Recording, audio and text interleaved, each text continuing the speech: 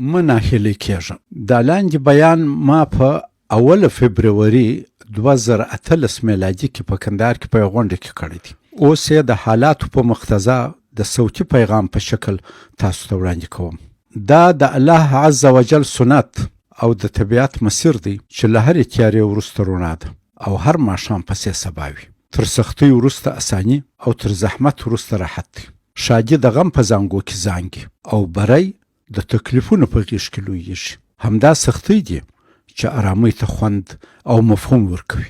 ټینګ ایمان او مستمر کوشش دی چې انسان پر سختیو بریالی کوي. د بریالیتوب درجه د ایمان د قوت او د تلاش په اندازې پورې اړه لري. پر موسی علیه السلام او یارانو یې ډیره سخته وه. د فرعون له ظلمه د سینا پر خوا فرار سول.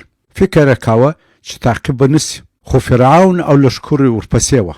موسی علیه السلام او ملګري یې بحر ته نږدې سوه.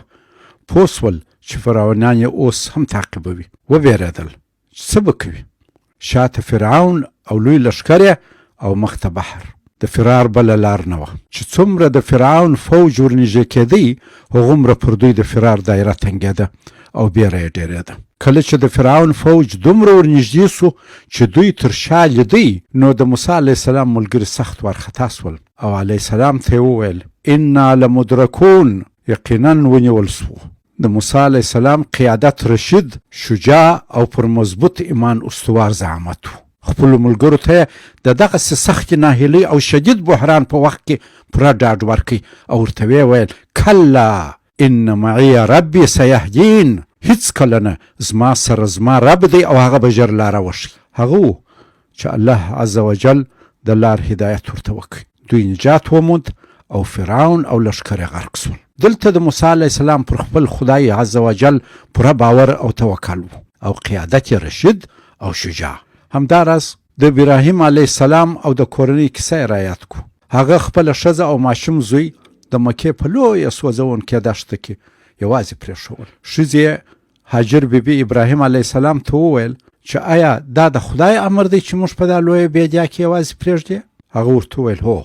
د هو د کلمې په اورېدو سره هغې ښځې قناعت وکړ او په ډېر اطمینان په هغه وچه سوځونکې بیډیا کې پاته سوه. د دغه ایمان او توکل په برکت هغه وچ دښت اوبه پیدا کړې.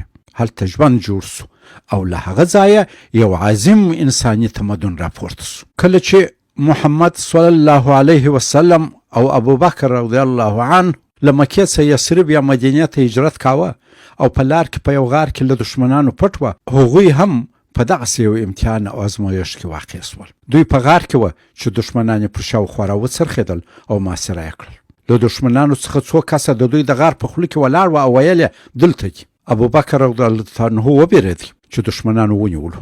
په همدغه وخت کې پیغمبر صلی الله علیه وسلم ورته په ډېر ډاډ وفرمایل لا تحزن ان الله معنا، مه ویرېږه، الله زموږ سره دی. دا عظیم قاید همدغه ډاډ د هغه ملګری مطمئن کړي چې د کفارو نقشه ماته او د الله کلمه اوچته ده. کلمة الذین کفروا سفلا وکلمة الله هی العلیا والله عزیز حکیم. دلته مې زموږ د چکنور ملا صاحب واقعه م رایاده سوه. د غازي ملا امیر محمد اخوند چې په چکنور ملا صاحب مشهور و کیسه درته کوم. د استقلال د غزا په وار په 1919 میلادي کې د ننګرهار د ازارنو په سیمه کې د فرنګي په مقابل کې د مورچو د کیندلو پر وخت د ملا صاحب سره ډېر لږ کسان وه. ګل امیر شنواري چې د ملا صاحب مخلص و پوښتنه ځینې وکړه چې په دومره لږو کسانو به صاحبه د فرنګي د لوی لښکر سره څنګه مقابله کوو؟ ملا صاحب مبارک په ډېر متانت، یقین او قوي روحیاتو ورته ومسل او یې ویل بچی غم مه کوه، په ډېرو سړیو نه ده، الله تعالی به د دې میدان ټولې ډبرې کفارو ته غازیان کړي. د ملا صاحب پر دغه مبارک آیات یقین و چې ډېر ځله یوې کوچنۍ با ایمانې ډلې د بې ایمانو پر یوې لویې ډلې بری موندلی دی. خو په صبر او استقامت بېشکه الله د صابرانو مل دی. کم من فئة قلیلة غلبت فئة کثیره بإذن الله والله مع الصابرین. همداسې وسوه و سیمې ته د فرنګي د فوج په رسېدو سره له هرې خوا بې شمېره غازیان را پیدا سول. پر فرنګي اول ډزه ملا صاحب وکړ او د ده له ډز سره غازیانو پر انګریزي لښکر داسې هجوم ورور چې هغوی یې ټول تارومار کړل. د روسانو پر ټانکونو د افغان مجاهدینو ورختل سره لښکر او وارسا پاک ته ماته ورکول او په شرمونو هغوی له افغانستان ایستل د معاصر تاریخ یو ویاړلی باب دی. هو که پر دې د یو مسلمان یقین وي چې ان الله علی کل شیء قدیر، د الله هر شی په وس دی، او په دې باور وي چې الله اکبر دی، نو بیا یې پر دې هم باید یقین وي چې د نړۍ هر لوی طاقت د الله د طاقت په وړاندې هیڅ دی. هر ظالم او طاغوتي طاقت به د ایمان لرونکو په وړاندې ژر یا وروسته ماتیږي. اوسنی ناورین چې په افغانستان کې روان دی انشاء الله تعالی به پر افغانانو تیر سي او متجاوزین به حتما شرمېدلي ماته خوري. موږ بري ته هیله من یو او په دغه هیله ژوندي یو. ناهیلي د مسلمان د ژوند په قاموس کې نسته.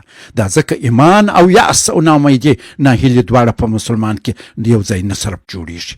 زما تشویش د بهرنیو متجاوزونو نه دی، هغوی به حتما ماتیږي او شرمېدلي به ځي. زما ډېر تشویش تر هغه وروسته دی. موږ داسې یو حکومت ته ضرورت لرو چې د هیواد اکثریت نفوس یې خپل وګڼي. کوم کسان چې خپل نه ګڼي دومره ځانونه تجرید او محروم احساس نه کړي چې ټوپک پسې راواخلي. زما تشویش هم دغه دی. موږ اکثره د ملي قیادت د جوړېدو ستونزې درلودلې دي، خو زموږ هیواد د جرګو او مرکو وطن دی. زموږ پخوانیو مشرانو په دغسې سختو حالاتو کې ملي مشکلاتو ته یوه معقوله لار او ملي لار پیدا کړې ده. عزیز او مقتدر خدای ته دعا کوو چې زموږ دغه تشویش په خپل فضل و کرم په احسن طریقه رفع کړي، په موږ کې د دین او وطن د خدمت جذبه پیدا کړي او د سمې لارې موندلو توفیق را نصیب کړي. آمین یا رب العالمین. وما ذلك علی الله بعزیز. فاروق اعظم.